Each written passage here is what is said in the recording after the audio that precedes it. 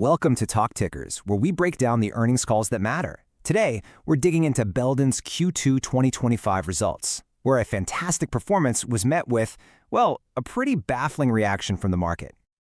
Okay, so here's the puzzle. Belden comes out with what looks like a classic beat and raise quarter. Everything's pointing up. So why on earth did the stock sell off? That's the paradox we are going to unravel today.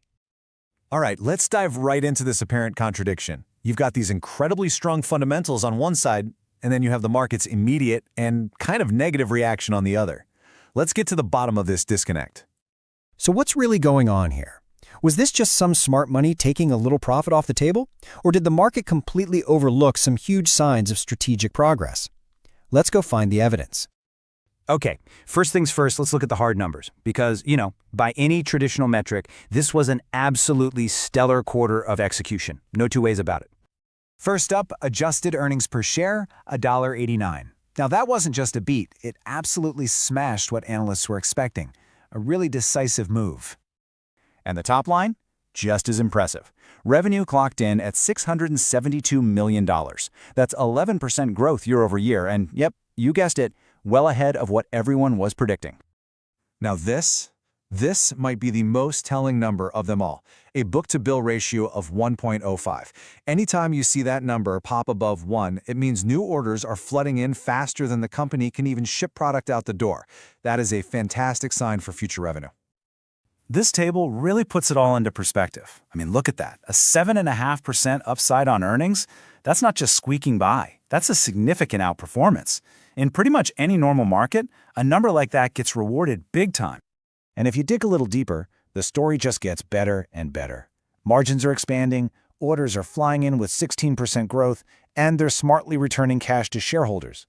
This isn't just a company that's growing, it's a company that's executing with some serious discipline. So, if the numbers are this good, the reason for the dip must be hiding somewhere else, right?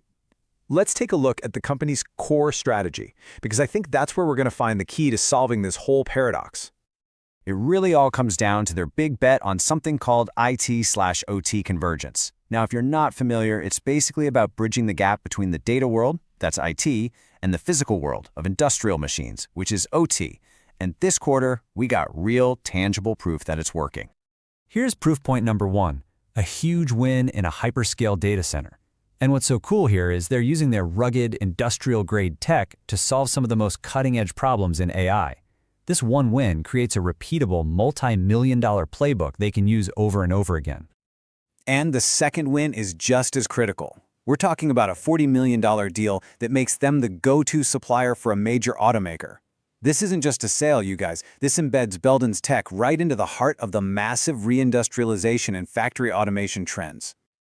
Okay, so you've got two massive strategic wins in the bag. The momentum is clearly there. You'd expect management to be pretty pumped, right? Let's see if their guidance actually reflects that. Looking ahead to Q3, the official guidance shows continued growth, but check out the operating leverage here. Revenue is guided to grow, 2 to 5%, but earnings are expected to jump 9 to 15%. That shows some real confidence in their ability to expand margins. So what's the tone from management? I'd call it balanced confidence. They know they've got these powerful long-term trends at their back, but they're also being pragmatic about some near-term uncertainty that might be making customers a little cautious. And that might be what spooked some investors. So we've got a fantastic quarter, a solid strategy that's clearly working, but maybe some cautious commentary from the execs. What's our take? Here's how we see it playing out. Bottom line up front, we are initiating our rating on Belden as an outperform. Our thesis is pretty simple. We think the market made a mistake here. It reacted to the short-term, cautious language in the guidance and completely ignored the long-term validation of their entire strategy. Those big IT/OT wins, they aren't one-time deals. They are the new foundation for growth. And we believe the market is eventually going to wake up and recognize that. So, we'll leave you with this final thought to chew on.